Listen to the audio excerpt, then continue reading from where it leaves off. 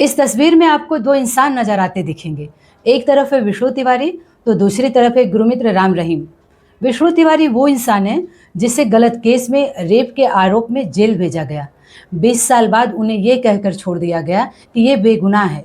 जब ये जेल से लौटते हैं तो इनके माँ बाप इस दुनिया में अब नहीं हैं, यहाँ तक कि उनकी ज़मीन भी बिक गई और इनकी जवानी सलाखों के पीछे वहीं ख़त्म हो गई। और बाद में कोर्ट इन्हें ये कहकर छोड़ देती है कि ये बेकसूर है, बेगुनाह है, वो भी 20 साल लगा। और इसी देश में दूसरी तरफ ये इंसान है गुरमित्र राम रहीम। रेप केस में 20 साल की सज़ा तय हो गई। आरोप नहीं केस में आरोप सिद्ध भी हो गया। पत्रकार के मर्डर के मामले में इन्हें उम्र कैद की सज़ा भी हो गई। लेकिन सन 2017 से लेकर अब तक ये पैरोल पर है।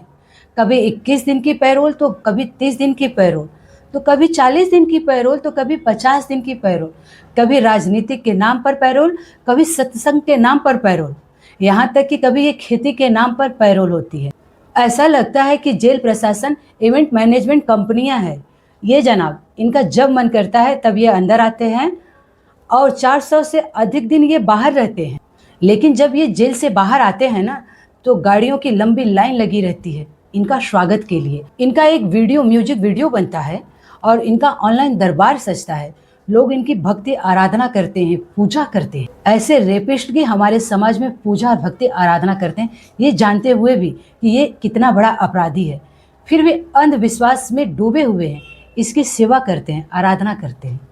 और दूसरी तरफ वो इंसान है जो बेगुनाह होते हुए भी 20 साल की सज़ा काट कर जब बाहर लौटता है तो उसकी पूरी दुनिया वहीं ख़त्म हो गई है। सोचिए, वहीं से मेरे मन में एक सवाल आता है कि हमारे भारत देश में कानून तो सबके लिए एक समान है, लेकिन ऐसा लगता है कि सिर्फ ये किताबों में लिखा गया है, हकीकत में कभी इसे अपनाया ही नहीं गया है। अगर आज इसे अपनाया ही गया होता तो ये दिन देखने को नहीं मिलता। एग्जाम्पल आप लोग के सामने है। कहावत तो सच है, अगर आपके पास रुपया पैसा पावर है तो सब कुछ मुमकिन है, अगर नहीं है तो कुछ भी आसान नहीं होता। राम रहीम के पास इतना पैसा था, इतनी पावर थी, लोगों के बड़े बड़े लोगों से इनकी पहचान थी और इन्होंने एक अच्छा वकील किया था जिसके बल पे ये पैरोल पे बाहर आते थे।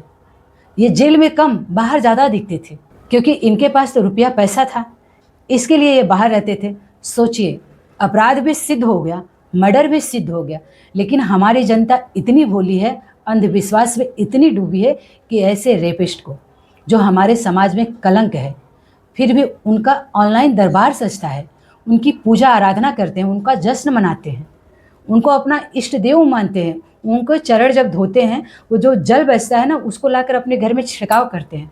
कहते हैं कि जो निगेटिव ऊर्जा रहेगी वो बाहर चली जाएगी, हमारे घर में सकारात्मक ऊर्जा बनी रहेगी, हमारे परिवार में किसी प्रकार की कमी नहीं रहेगी, धन धान की कमी नहीं रहेगी। ऐसे इंसान के पैर धोने से हमारे घर में बरकत होगी? कभी नहीं। जो हमारे समाज में कलंक है, उसके पैर धोने से हमारे घर में कभी बरकत नहीं होगी। कब तक आप लोग ऐसे अंधविश्वास की तरह गुरु और बाबाओं की सेवा करते रहेंगे? अरे अब तो समय है, अब तो जाग जाइए। अपनी बहन बेटी की इज्जत अपने हाथों में है। ऐसे बाबाओं के पास मत भेजिए जहाँ पर अंधविश्वास के नाम पर भोली भाली जनता को बेवकूफ़ बनाते हैं। विष्णु तिवारी जी, जिन्होंने कुछ भी नहीं किया था, लेकिन वो गरीब थे, लाचार थे, इसके लिए उन्हें यह आरोप लगा दिया गया, झूठा आरोप। उसकी सज़ा काट कर आए। क्या जो उनके साथ जेल में हुआ वो वापस आ सकता है? मान सम्मान, जगह जमीन, सब तो उनका वहीं ख़त्म हो गया और इस शर्मिंदगी की वजह से उनके माँ बाप इस दुनिया में नहीं रहे। इससे बड़ा एग्जाम्पल हमारे देश के लिए और क्या हो सकता है? अभी भी वक्त है, अंधविश्वास को छोड़िए और भक्ति करना है तो श्री हरि नारायण के करिए, ऐसे बाबाओं की नहीं। इस पर आपकी क्या राय है? अपनी राय कमेंट बॉक्स में ज़रूर रखना। जय हिंद, जय भारत।